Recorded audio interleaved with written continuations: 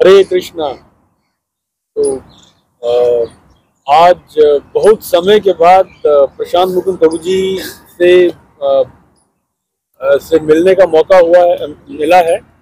और बहुत समय से हम इनसे समय चाह रहे थे प्रभु जी से कि थोड़ा समय दें और अपने जो मन की जो हमारी व्यथा है, जो जो हमारे अंदर के जो जो प्रश्न है जो हमें हमेशा कुरेदते रहते हैं, वो प्रश्न पूछने की बहुत इच्छा थी प्रभु जी से। तो आज प्रभु जी हमारे साथ हैं। मैं बिफोर आई स्टार्ट, संजय प्रभु मुझे बार बार कॉल करते रहते थे कि प्रभु जी इस महीने में आपके साथ में कुछ क्वेश्चन पूछना चाहता हूँ जो कि मैं रिकॉर्ड करूँ, फिर बाद में मैं लोगों का फायदा भी करूँ, लेकिन समय हो नहीं पा रहा था। तो आज प्रभु जी ने मुझे यहाँ इस पार्क में पकड़ लिया, बोले यहीं पर आज मैं पूछ लूंगा। Right, we just buzzed in here and then we thought let me just ask Prabhu ji that let's have some time, spare time, and बैठ के हम लोग एक दूसरे से पूछ लेते हैं। Let me ask my questions here directly. तो ये बहुत समय से चल रहा था। आई थिंक सिंस अक्टूबर नवंबर में प्रभु जी के पीछे पड़ा हुआ था कि मुझे समय दीजिए। आज समय जब मिला जाके, तो प्रभु जी का मैं छोटा सा एक इंट्रोडक्शन दे देता हूँ। प्रभु जी जो है is one of the renowned, globally renowned वैदिक speaker, and he speaks a lot about Bhagavatam and Bhagavad Gita, Chaitanya Charitamrita, and have delivered more than 5,000 lectures in last 15 years of his spiritual journey. And he is very popular on Hare Krishna TV, YouTube channel, and Instagram, Facebook. You go to anywhere in the social media, and if you want to have a spiritual touch, you can't miss Prashant Mukund Prabhu ji. He is always there. You will always find him there.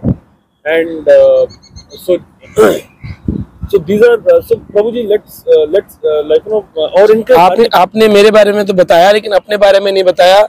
Sanjay प्रभु जो है ये एक IT professional है और single है, और साथ में प्रभु जी आयुर्वेदिक नॉलेज रखते हैं, योगा की स्पेशल नॉलेज रखते हैं, जिसके लिए ये देश विदेश में सेमिनार्स करते हैं, how to be fit and healthy.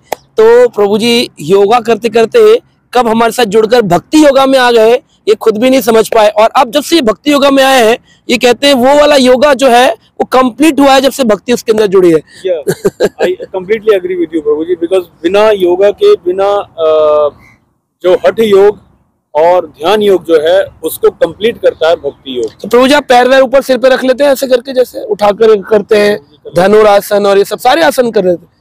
Amazing. Prabhu ji seminar करते हैं, स्पेशली जाकर सिंगापुर, अमेरिका में, और स्पॉन्सर्ड सेमिनार्स होते हैं, और जहाँ रहते हैं नोएडा में, वहां पर भी अपनी सोसाइटी के लोगों के लिए free of cost yoga seminars करते हैं, बट अब साथ में चैंटिंग भी करवाते हैं और वो भक्ति योगा करवाते हैं लोगों को।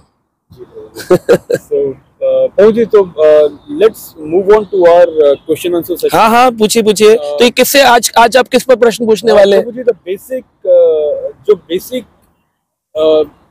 जो इंस्टिंक्ट है every individual, not only we humans but even animals और बर्ड्स और reptiles, everybody has the same problem, fear.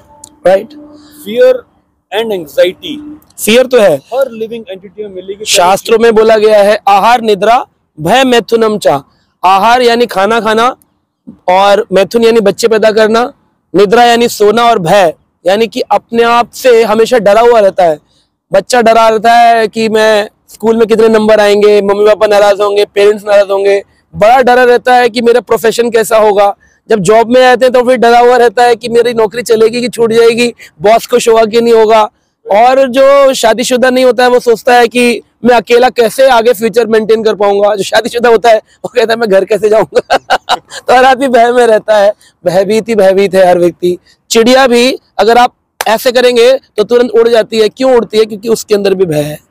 कोई भी इस जगत में ऐसा जीव नहीं है जिसमें भय ना हो। तो आपने बहुत अच्छा टॉपिक चुना है, भय। तो आप उस पर जितने भी प्रश्न आज पूछ सकते हैं, ताकि हमारे सुनने वाले भक्तों को भी थोड़ा इसका फायदा मिले, और आपको स्पेशली जिसने इतना टाइम मांगा है। जी प्रभु जी। तो प्रभु जी ये जो डर है उसका बेसिक कॉज क्या है? What is the cause of this fear? Cause of fear देखिए ऐसा है, कॉज ऑफ फियर, फियर की अगर हम फुल फॉर्म देखें ना तो कहते हैं कि फियर यही है एक व्यक्ति के मन में कि एवरीथिंग इज फॉल्स, है ना। तो फॉल्स जो चीजें हैं वो हमको लगता है कि false things appears to be real and so this is false. देखिए आप इसकी एब्रीविएशन को फुल फॉर्म बनाइए, FEAR, false expectations appears real. है तो फॉल्स लेकिन रियल अपीयर होता है। तो सबसे बड़ा फियर का फंडा है डर। डर क्यों है? मृत्यु का डर, मर जाना। जब तक कोई व्यक्ति ये नहीं जान देला कि मैं आत्मा हूं, मैं ये शरीर नहीं हूं, और आत्मा कभी मरती नहीं है। शास्त्रों में कहते हैं नैनम छंदंती शस्त्राणि नहनम दहति पावका न चैनम कलोदांति अपो न शोषति मारुतः। भगवत गीता में कृष्ण ने कहा कि देखो आत्मा को न जलाया जा सकता है, न काटा जा सकता है, न भिगोया जा सकता है, न सुखाया जा सकता है हवा के माध्यम से। तो डर किस बात का है? अभी किसी का अंतिम संस्कार हो रहा है तो किसका हो रहा है? आत्मा का कि शरीर का? बोले जी शरीर का। और हम हैं कौन? बोले आत्मा। तो आप तो कभी मरे नहीं। तो डेथ क्या है? बोले death is a separation of soul and the body. तो ये जो अंडरस्टैंडिंग नहीं है जिसके पास, वो भय का मूल कारण ही है। डर क्या है? कि मृत्यु। दूसरा है अपमान। अपमान ना हो जाए। हर व्यक्ति को लगता है कोई ना कोई मेरी बेइज्जती कर देगा। तेरे नंबर कितने आए? बोले 90% आए। ओहो हमारे बबलू के तो 98 आए। तो वो जो कंपैरिजन की स्थिति है ना, वो जो इज्जत बेइज्जती का जो भाव लोगों के अंदर आ गया है, मेरे बाकी फ्रेंड्स अमेरिका में, मैं इंडिया में हूं, ये जो इज्जत बेइज्जती है ना, इसने फियर क्रिएट किया हुआ है। तो एक डेथ, दूसरा है अपना सम्मान पाने की अभिलाषा, that everybody should appreciate me. लेकिन जब आप सोल लेवल पर चले जाते हैं ना, आत्मा के स्तर पर, फिर आत्मा को क्या फर्क पड़ता है? लाइक मेरे से जुड़ा हुआ एक मोबाइल फोन रखा है। अब मेरे मोबाइल मैंने किसी कंपनी का लिया, चाहे वो किसी भी कंपनी का ब्रांड हो, और दूसरा व्यक्ति कहता है आपका मोबाइल तो बेकार है, तो मुझे बुरा नहीं लगता, क्योंकि मैं कहता हूँ ये तो कंपनी का है ना, मैं तो नहीं हूं ना। लेकिन जब कोई व्यक्ति मेरे शरीर को कुछ कहता है तो मैं उसको अपना मानता हूँ कि ये लगता है ये तो मेरा शरीर है। तो क्योंकि लोगों के अंदर देह आत्मबुद्धि है, इस शरीर को ही वो सब कुछ मानते हैं। जिस दिन वो आत्मा के स्तर पर चले जाए, फियरलेस हो जाएंगे। सांप आएगा, किसको काटेगा? बोले जी शरीर को। मैं कौन हूं? बोले आत्मा मरती नहीं, सांप निकल जाएगा।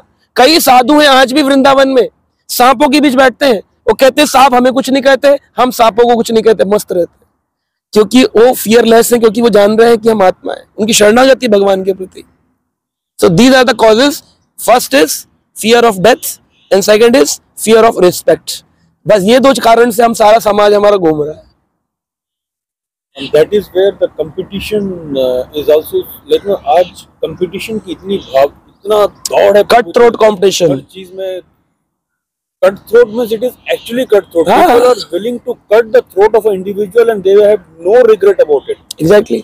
तो ये जो भावना इतनी स्ट्रांग आ गई है, उसका एक और रीजन जो मुझे लगता है प्रभु जी, वो है जो इकोनॉमिक डेवलपमेंट हो रहा है इतना ज्यादा। And because of the economic development, people are also trying their level best to raise their standard as per the economic development, the way the economy is growing. हाँ, मतलब हर आदमी को लगता है एडवांसमेंट होने का मतलब पहले जमाने में गांव में लोग 100 लोग एक घर में रहते थे, एक कमाता था, आराम से रहते थे। तो हम लोग हमेशा बोलते हैं उस जमाने में नौकरी होती थी, बोले एक कमाता था 9 खाते थे, तो बोले 9 करी इसलिए करी ताकि 9 लोग खाएं।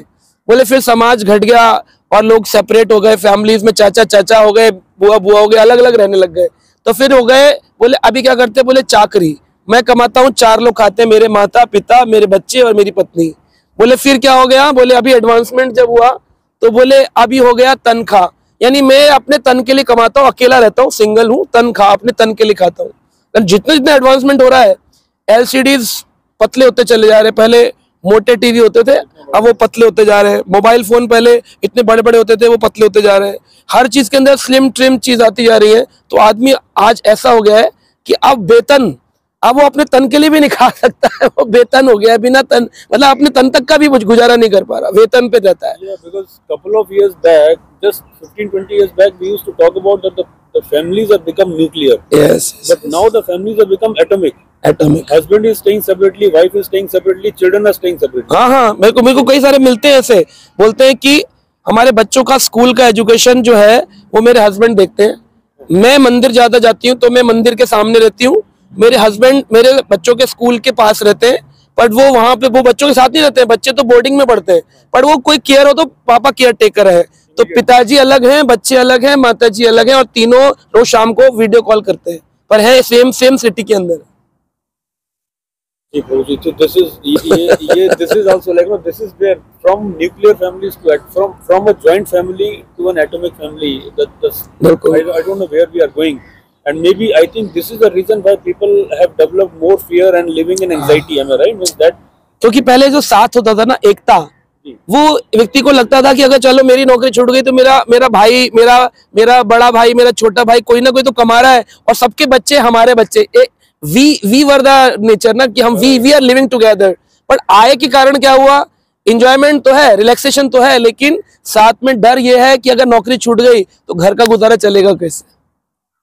तो वो सेल्फ इंडिपेंडेंसी जो था उसने आज फियर फैक्टर पे लगा, डिप्रेशन पे छोड़ दिया लोगों को। और इसी कारण से बड़े बड़े सीईओ, मैंने एक बार देखा, मैं ऑफिस में बैठा था, हमारा ऑफिस उस समय, तब मैं 2006 में कॉर्पोरेट में काम करता था। I was on 6th floor, हमारा ऑफिस, सामने 8th फ्लोर पर एक बिल्डिंग थी जो कि एक IT कंपनी का फ्लोर था। उसके टॉप पे एक व्यक्ति सिगरेट पी रहा था और मैं शीशे की बिल्डिंग में देख रहा था, और वो चल रहा था। अचानक से आवाज आई जम करके नीचे। I run straight away towards कि कहाँ कौन क्या गिर गया। आकर पता चला वो व्यक्ति का सिर फट गया है, खून निकल रहा है, एंड इज गॉन। तो लोगों ने पूछा कि कौन था, बोले ये इस कंपनी का CEO था। क्यों कूद गया, बोले क्योंकि इसने अपना एक एंटरप्रेन्योरशिप लगाया था, उसमें बहुत बड़ा लॉस हो गया, कंपनी में इसका जो प्रमोशन का परसेंटेज था वो घटा दिया, तो कंपनी का जो शेयर्स थे वो यूरोपियन लोगों को दे दिए। तो अपने इस डिप्रेशन में आकर के, he is just 28 years, he is an engineer, M.Tech and an MBA from a very premium college, पर ये जंप कर गया है क्योंकि घर जाकर क्या मुंह दिखाऊंगा अपनी पत्नी को, अपने बच्चों को, कि आज मेरा फ्लॉप शो हो गया लाइफ का। Even just recently, अभी आप not even a month old, I'm just talking about 2 or 3 weeks back, Noida में अभी एक one person actually jumped from his residential society, अच्छा, from his home, from the 18th floor, वहां से jump कर गया, and then next day we came to know that the person was a chief operating officer in Times Group। बताइए, अभी just not more than तो सोचो fear, क्या fear है ये, है ना। False evidences appears to be real, हम इसको अपना मान बैठे समाज में कि सब कुछ अपना है, इसमें कुछ करके दिखाना है। यही जो दौड़ है इसने आदमी को अंधा कर दिया है, और जिसके कारण वो इस प्रकार के स्टेप्स उठाता है to finish his own body which is not his own, it's given by God for the service of God, not for your misutilisation. और जितने लोग ये सुसाइड करते हैं इनको प्रेत बनना पड़ता है, और प्रेत बनकर उतने काल तक उस गोस्ट बॉडी में रहना पड़ेगा जितने साल पहले इन्होंने शरीर को समाप्त कर दिया। मान लीजिए किसी की 80 साल की उम्र थी, 40 में उसने सुसाइड कर लिया, तो next 40 years he need to be a ghost. And what is like suppose he is in a ghost form now, तो क्या होगा, मतलब are there some pains he has to go through, what kind of pains he has to go through? Ghost body में you will not have this physical body, the soul will have mind, intelligence in false ego, जो हमारा सूक्ष्म शरीर है वो रहता है, और साथ में बिना शरीर के उसको ट्रेवल करना पड़ेगा, सिटिंग ऑन सम ट्रीज।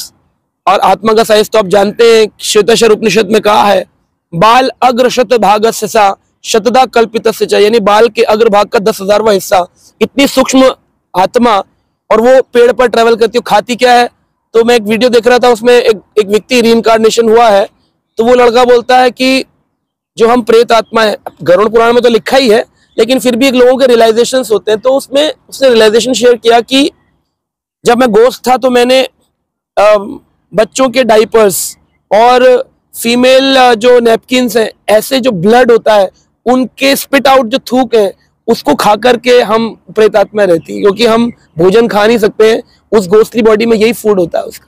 तो जितनी भी गंदगी गार्बेज होता है उसमें गोस्ट रहते हैं, और उन गंदे स्थानों पर ही खाते हैं।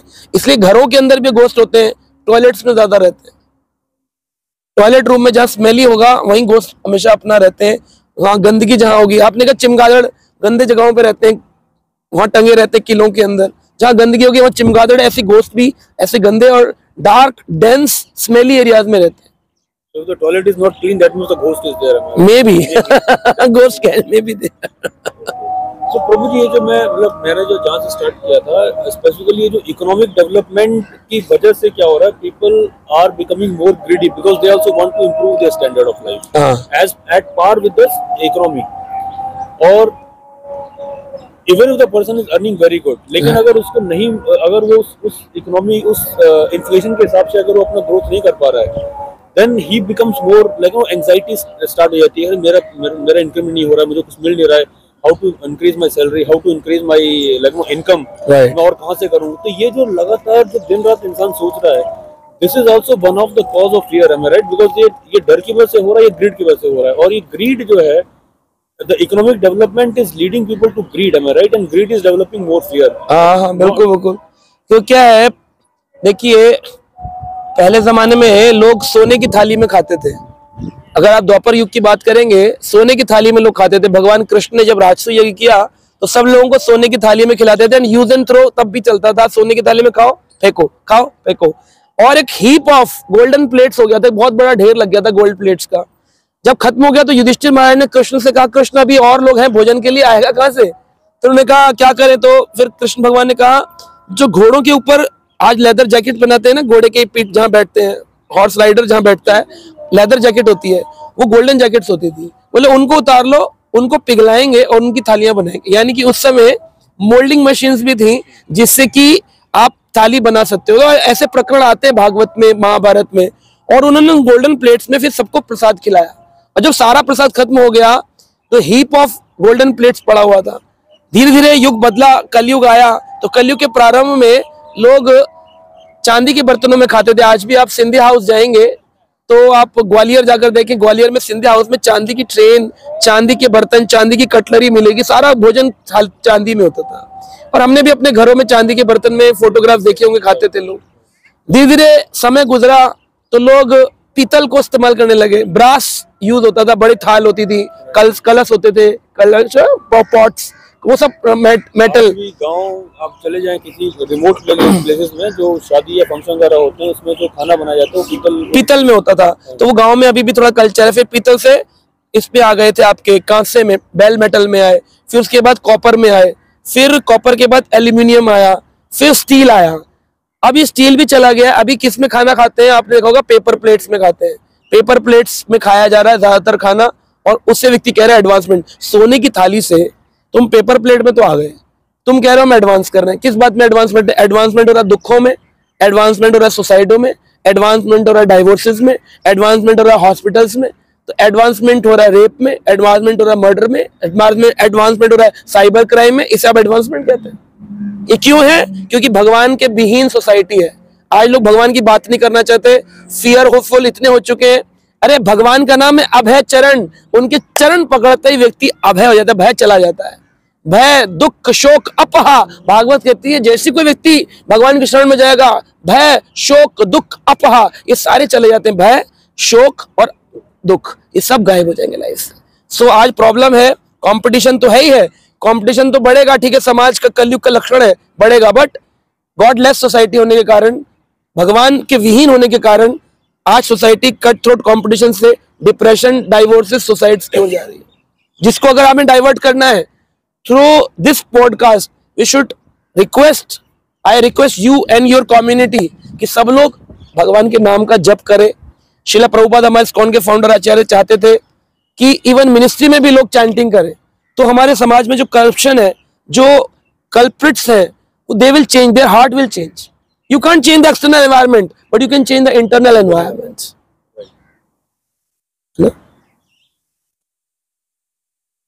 प्रभु जी, यहाँ से मेरा अभी जो आपने कहा कि like no even everybody should chant, and अगर भगवान के चरण अगर हम पकड़ लें, बिकॉज भगवान जो अभय चरण है, तो अगर भगवान का अगर हम चरण पकड़ लेंगे तो हम अभय हो जाएंगे, एंड द भय will be like go away. Yes, yes, yes, true.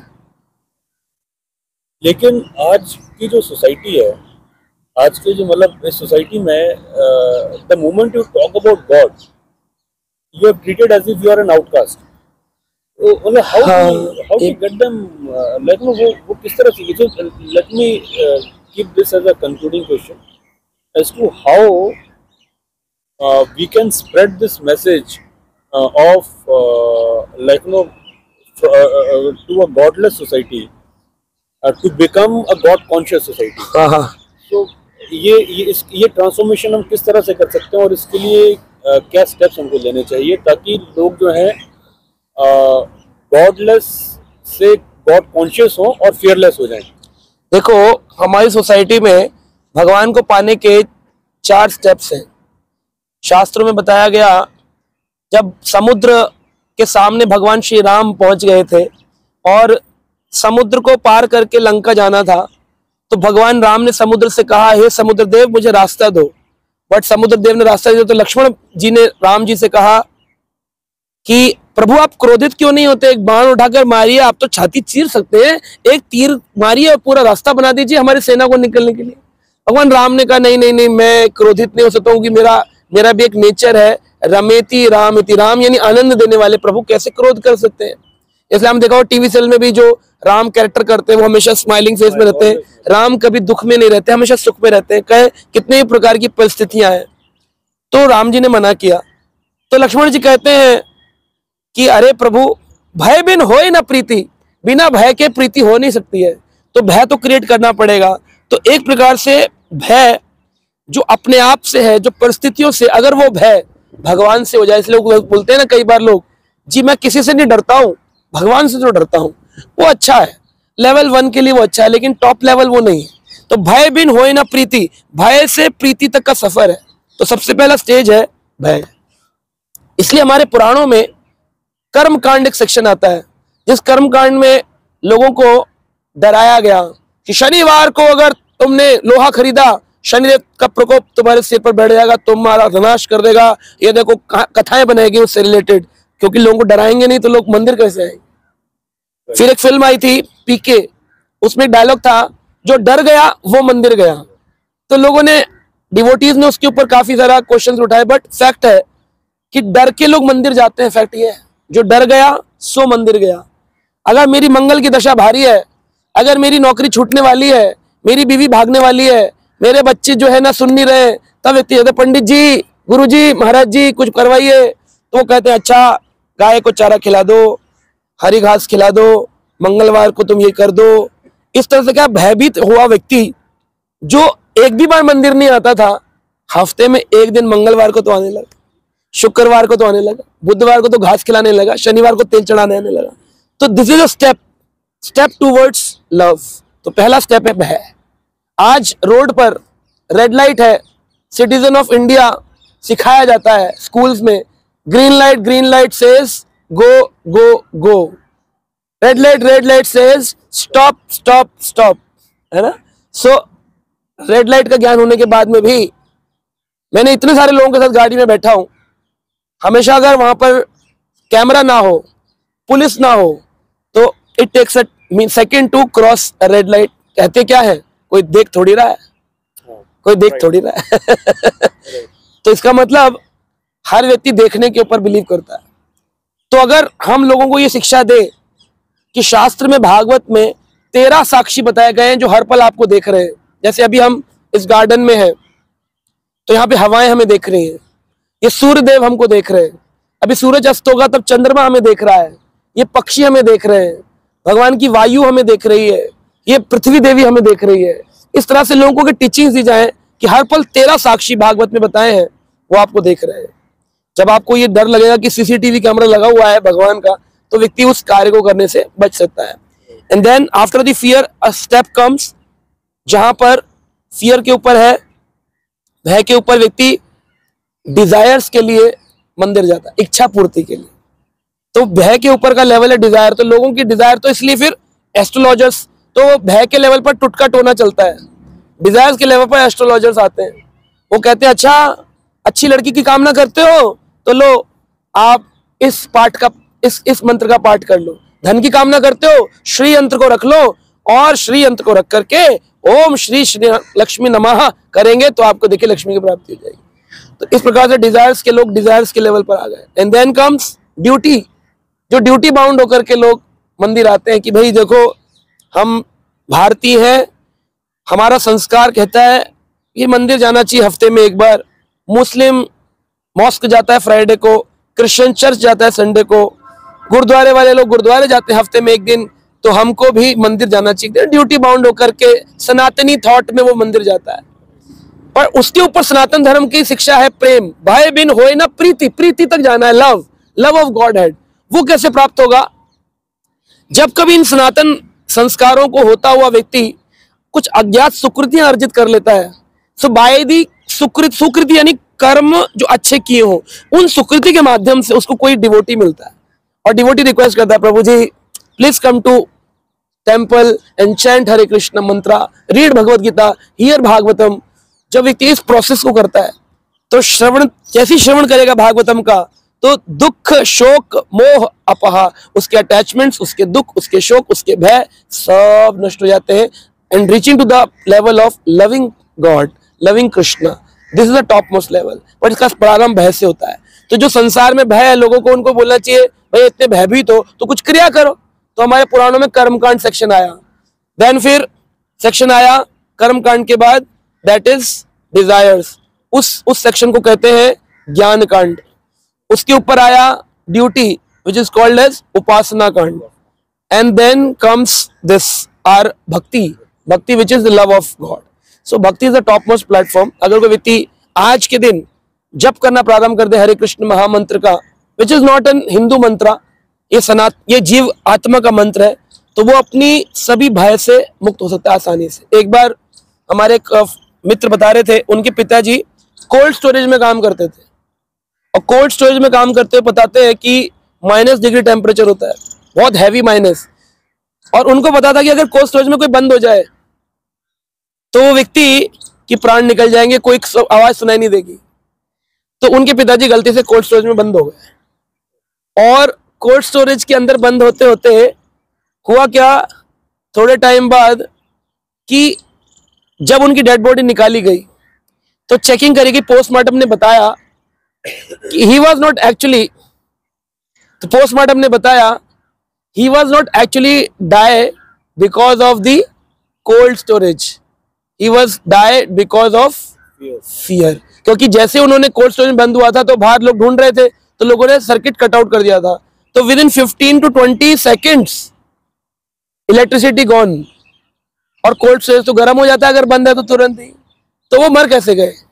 तो वो मरे, अगर वो उस कोल्ड स्टोरेज में भी रहते तो 45 मिनट्स के बाद मरना चाहिए था, पर वो तो बंद होते ही 15 सेकंड 20 सेकंड बाद ही मर गए। Cardiac arrest of stress of thinking, हाय हाय हाय मेरा क्या होगा, मैं मर गया, मैं मर गया, मैं मर गया, मैं मर गया। तो false evidences appears to be real is fear. Actually ये फॉल्स है लेकिन हमें लगता है रियल है। कोई मुझे दुख दे रहा है, कोई मुझे बुरा बोल रहा है, कोई मुझे छोड़कर जा रहा है, कोई मेरे साथ आ रहा है, ये तो एक जर्नी है। जो आ रहा है आएगा, जो जाएगा वो जाएगा। मैं जब आया था तब मैं जिस घर में आया था, ये मेरे माँ है, ये मेरे पिता है, ये मेरा बच्चा है, मुझे आइडिया नहीं था, तो मैं अकेला आया था। जब मैं जाऊंगा तो मैं एक बेड के ऊपर जाऊंगा। जब आया था लंगोटी में पॉकेट नहीं थी, जब जाऊंगा तो कफन में पॉकेट नहीं है। तो फिर किस बात के लिए इतना बड़ा संसार के जो स्वप्नवत है, ड्रीम वर्ल्ड, इसमें क्यों हम अपनापन की कामना कर लेते कि कोई तो मुझे अपना कह दे, कोई तो मुझे प्यार कर ले, कोई तो मुझे अपना कह दे। पर हम ये अंडरस्टैंडिंग आ जाए, नॉलेज, ज्ञान, तो फिर सबसे पहले आता है ज्ञान। ज्ञान के फोर्थ कमिंग में आती है फिर भक्ति, फिर भक्ति के फोर्थ कमिंग में आता है वैराग्य, विरक्ति। तब इस अंदर से तो पहले नॉलेज लेनी चाहिए भागवत की, गीता की, उसके बाद भक्ति यानी devotional service, chanting of the holy name, भगवान का नाम जप करे, और फिर थर्ड लेवल पर आता है विरक्ति। फिर इस संसार से विरक्ति हो जाएगी, फिर व्यक्ति कहेगा परवेल्ला, परवेल्ला, किसी चीज की परवाह नहीं करता है ना। एक स्वामी थे दक्षिण भारत में, और वो घूमते घूमते गांव तक आए, तो उनको कुछ भी पूछते थे, खाना खाएंगे स्वामी जी? तो स्वामी जी कहते थे परवेल्ला। कहे स्वामी जी भूख लगी है, कुछ लेंगे, चावल लेंगे? हाथ आगे कर देते थे, जो डाल दो खा लेते थे। बोलते स्वामी जी ठीक था, परवेल्ला। तो उनका नाम पड़ा परवेल्ला स्वामी, दक्षिण भारत में, वो साउथ इंडिया में। सो कठोपनिषद में ये कथा आती है, परवेल्ला स्वामी की कथा है। परवेल्ला बोलते थे हर चीज के लिए। एक बार गांव वालों ने, क्या हुआ कि जो वहां के दो बड़े बड़े जमींदार थे, उनका लड़का लड़की आपस में प्रेम करते थे, और उन्होंने शादी कर नहीं सकते थे क्योंकि उनके पिताजी दोनों मुखिया थे, तो दोनों में कंट्रोवर्सी रहती थी। सो दिस गर्ल, जो लड़की थी, ये प्रेग्नेंट हुई। तो उन्होंने, लड़की ने पूछा कि तुम कैसे हो गई है? तो उसने नाम लगा दिया परवेल्ला स्वामी का, जबकि वो थी उस लड़के के कारण। अब बोल देती तो फिर जमींदारों में झगड़ा और बढ़ जाता, तो उसने वो बोला नहीं, छुपा गई। तो लोगों ने ले परवेल्ला के स्वामी के साथ छोड़ दिया उसको, कहा कि तो इसी के साथ रहे, और स्वामी को गांव के बाहर पटक दिया और खूब मारा, खून निकाल दिया। लेकिन जब इतना पिटने के बाद भी लोग पूछते हैं स्वामी जी आपको कैसा लग रहा है? कह रहे परवेल्ला, परवेल्ला। और जब वो पूरा ऐसा हो गया तो कुछ दिनों बाद उस लड़के को एहसास हुआ कि लड़की ने जब बच्चे को जन्म दिया कि ये तो मेरा पुत्र है, तो उसने गिल्टी होकर के कहा तुम मुझसे विवाह कर लो। कहा तुम तो छोड़कर चले गए थे, वो तो परवैला स्वामी ने बचा लिया मुझे। तो इस प्रकार से फिर जब सेटलमेंट हो गया तो दोनों के पिताजी की कंट्रोवर्सी शांत हुई, तो वही लोग आए और बोले स्वामी जी आपके लिए कुटिया बना दें, हमने आपके साथ इतना सब गलत किया है। तब भी उन्होंने क्या कहा, परवैला, तुम मुझे अच्छे में रखो या बुरे में रखो, तुम मुझे धोखा दो या मेरे से प्रेम करो, मुझे तो एक ही शब्द कहना है, परवैला, यानी कि हमको कोई फर्क नहीं पड़ता है ना। आज मैं प्रभु जी को बता रहा था एक को, वह कहा कि सक्सेसफुल की जो होती है, सक्सेसफुल की चाबी, success, the key of the success क्या है, सानू की। मुझे क्या जब ये आ जाएंगे the success, the key for success is सानू की, परवैला, तो फिर आप फियर से मुक्त रह सकते हैं। Prabhu ji, one like no, though that was a concluding question, but I just got one more question based on this. आपने कहा जैसे लोग बोलते हैं कि सानू की, मतलब ठीक है परवैला या सानू की, लेकिन कई बार ऐसा होता है प्रभु जी, the thing is the decisions that like no, the life has put you into a situation wherein you have to make a decision, and either this side or that side. That is actually called as a free. That is a point which is actually I feel is called as a free will. Okay, the free will now I have that is my free will to make a decision to choose something now, and God has put me into that situation now. And at that particular moment, based on whatever circumstances and like no situations, we make one decision. And like this, we keep on making decisions, and we keep failing on those decisions. Right. And then you start repenting that had I made this decision at that time, had I chosen like no on the left path instead of right path, or had I chosen the right path instead of left path, so why didn't I choose at that path? So my question is basically like God says, like our scriptures say, like God is the cause of all the causes. He is the cause of all the causes. If He is the cause of all the causes, then is He also the cause of our free will? The free will, like is free will is also the will of the God? नहीं, तो आपका कहना है कि जीवन में जब भी दो रास्ते आते हैं तो हम उसमें से चुनाव करते हैं, जिसे हम सूक्ष्म आजादी कहते हैं। तो क्या ये सूक्ष्म आजादी भी भगवान की इच्छा पर निर्भर करती है, या वही हमें बनाने के लिए? तो एक्चुअली क्या है, 95% हमारी लाइफ का मैन्युस्क्रिप्ट लिखा हुआ है। जब हमने जन्म लिया तब 95% हमारी मैन्युस्क्रिप्ट लिखी हुई थी, ये इंजीनियर बनेगा, ये डॉक्टर बनेगा, ये लॉयर बनेगा, ये क्रिकेटर बनेगा, म्यूजिशियन बनेगा, डांसर बनेगा। मैन्युस्क्रिप्ट पूरी की पूरी स्क्रिप्ट जैसे पिक्चर की स्क्रिप्ट होती है, लिखी होती है। लेकिन कभी कभी कोई डायलॉग ऐसे होते हैं जहां पर व्यक्ति उसके अंदर इम्प्रोवाइजेशन कर सकता है। उसको ये ऑप्शन होता है एक्टर को कि अगर आपको फिट ना लगे तो इस डायलॉग में थोड़ा इम्प्रोवाइजेशन कर सकते हो। उतना ही फ्रीडम भगवान ने हमको उस मैन्युस्क्रिप्ट के अंदर फ्री विल में दिया, सूक्ष्म आजादी है।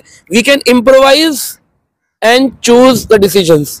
तो वो डिसीजन हमारे भगवान के हाथ में नहीं होते, क्योंकि अगर वो फ्री विल को भगवान अपने हाथ में रखें, then it become a robotic relationships.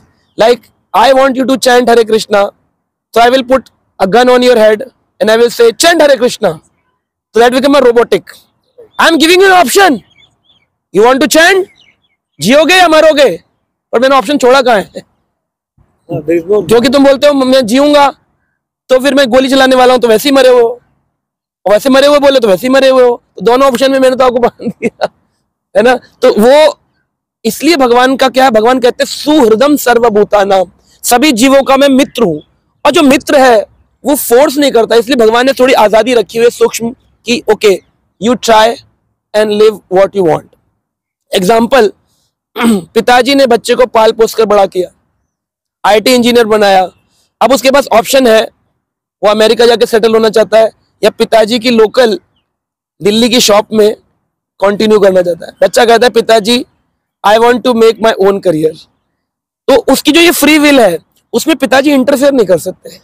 पिताजी बोलेंगे, गाइडेंस देंगे, do not do this, do not do this, तो God will keep guiding us. But पिताजी से जबरदस्ती करके बच्चे ने अपना एक बिजनेस लगा लिया, अमेरिका में लगा लिया बिजनेस। अब उस बिजनेस में जब बच्चा फेल होगा तो वापस पिता के पास आएगा। तो पिता के दरवाजे खुले हुए हैं हमेशा। और पिता ने जब अमेरिका गया तो अपनी बिजनेस एक्सपीरियंसेस को भी शेयर किया कि देखो मैंने ऐसे ऐसे लोन लिया था, दोस्तों पर भरोसा मत करना, चीटर्स बहुत होते हैं। अपनी कुछ गाइडलाइंस भी देता है पिता, तुम नए बिजनेस में जा रहे हो बेटा, मेरा आशीर्वाद और मेरी गाइडलाइंस है। तो भगवान भी वही करता है, गाइडलाइन देता है भगवत गीता के अनुसार और गाइडेंस देता है साधु पुरुषों के अनुसार। लेकिन अगर हम कंप्लीट इग्नोर कर रहे हैं अगर, और हम अमेरिका ही सेटल होना चाहते हैं, मेटेरियल वर्ल्ड में सेटल होना चाहते हैं, तो भगवान क्या कर सकता है? तो वो अगर फ्री विल ना होती तो भगवान किसी को मेटेरियल वर्ल्ड में जाने नहीं देता ना, सबको भक्त बना लेता, अपना प्रिय बंधु बना लेता। So that is why we should understand that yes, God has given us a free will, जिसका हम मिस यूज करके आज जिस परिस्थिति में वहां है। बट अब हम गाइडेंस में हैं डिवोटीज की, गीता पढ़ने लगे। Now we should not take a wrong decision, we should try to take always a correct decisions. हमको सही डिसीजन लेने जो साधु, गुरु और शास्त्र के आधार पर हो।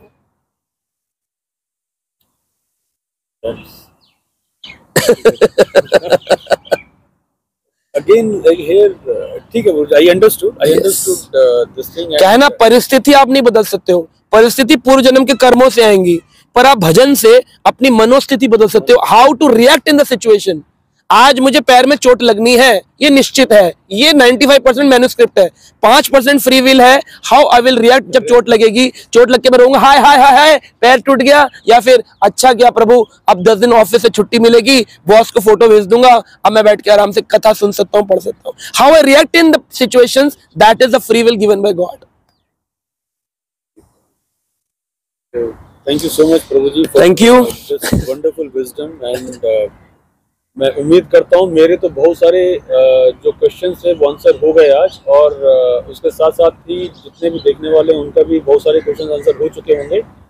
तो उम्मीद करता हूँ कि आपके भी बहुत सारे क्वेश्चंस आंसर हुए होंगे, और आपको भी अपने लाइफ में जो डायरेक्शन, जिस डायरेक्शन में आपने जाना है, जो डिसीजन जिस तरह से आपने लेने हैं, जो choices that you want to make, you will be making the choices based on guru, shastra and Sadhu.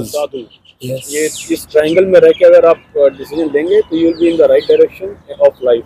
So thank you Prabhu ji, thank you Sanjay Prabhu for inviting me and discussing all this questions. So आशा करते हैं सही भक्तों को जीवन में जीने की राह मिलेगी और वो अपने भय से मुक्त होकर अभय भगवान श्री कृष्ण के चरणों को प्राप्त करेंगे। हरे कृष्ण। हरे कृष्ण।